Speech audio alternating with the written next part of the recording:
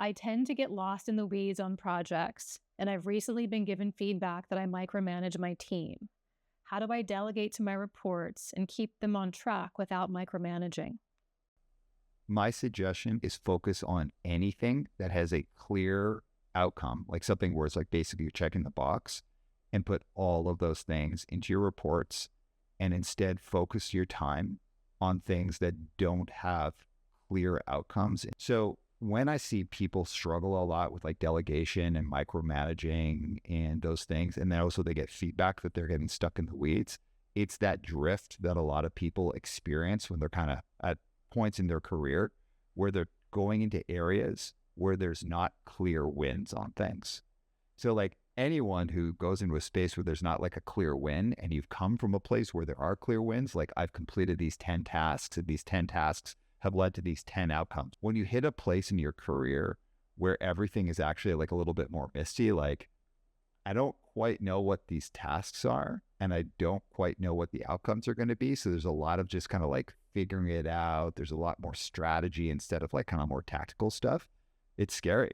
And in those spaces, it's like, it can feel like you're doing a good job by just focusing on your reports and then micromanaging their outcomes. They're the ones who are actually supposed to just hit those tasks and get the outcomes, like the 10 things you used to do that led to the like 10 or 5 or 3 results. It's their job to do that now. And really what you should be doing is anything that's like too box checky or task oriented should 100% be with your reports, and you should totally let them do it. Give them lots of feedback on how they're doing it rather than stick handle the puck, which is a Canadian term. So what I mean by that is like when you're micromanaging is usually like when we're focusing on how someone's doing something and we're not focusing on the outcome.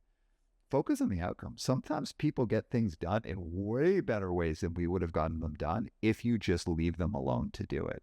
So if someone's getting a killer outcome, is a really, really good outcome, why are you even worrying about the process unless something is telling you that there's an issue with the process? So focus on the outcome and let people get there on their own. Now, if they're taking too long, or if they're like ruffling feathers, or there's something weird going on, of course, then go in on it. Otherwise, give people the tasks that are, here are the specific tasks, here are the anticipated outcomes, go for it while I'm focusing on the outcomes. Around getting lost in the weeds, though, and pulling yourself out of that micromanaging space, it's tough. So the way that I encourage you to think about it is, let's say you were going to drive across the country. And for this example, we're going to be in Canada. So let's say you're going to drive across the country, and you are going to drive from Vancouver all the way out to Newfoundland. But there's no such thing as provinces, and there's no such thing as measures of distance. So there's no such thing as kilometers. You don't have anything like that on your car, and there's no provinces or anything like that. You would have no way of knowing how far you were. You'd have no way of strategizing your time. You wouldn't even know, like, well, where should I be stopping for gas? Like, where does it make sense to rest for a while? Because there's no units of measurement. Units of measurement help us understand what our progress is.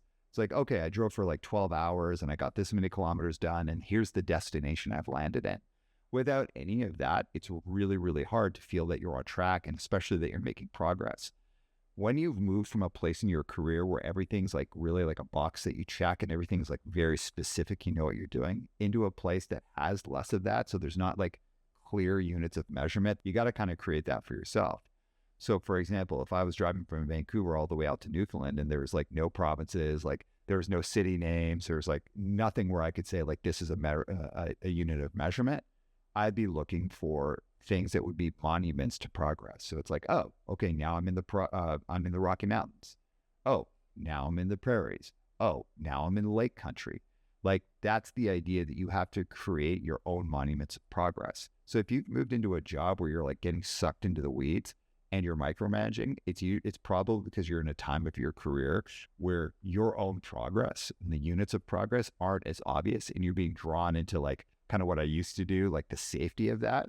But nobody wants to be micromanaged, and you don't want to be a micromanager. So focus for those people on their outcomes rather than how they're doing it. And for yourself, try and create monuments of progress and really focus on letting go of the box checking and the 10 things I got done today, and instead focus on what's the big picture? And then how can I tell myself I progressed in that?